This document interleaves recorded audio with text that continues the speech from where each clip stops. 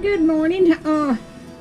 My daughter and her boyfriend come in for the week, and this is what they brought from Kroger's. So they wanted some Whoppers. We needed eggs to cook with. There's an onion, and she got some black olives, and all of this is corn here. Her boyfriend bought these corn so he could fish with.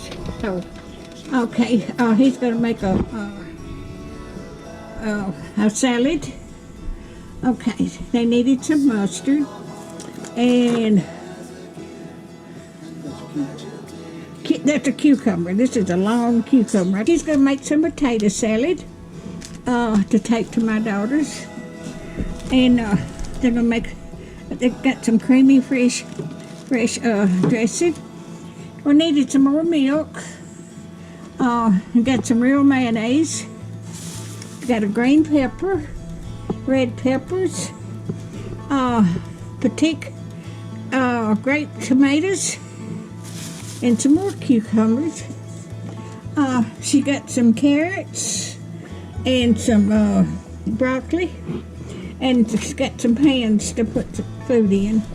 And I needed another can of pork and beans to make baked beans to take to my daughters.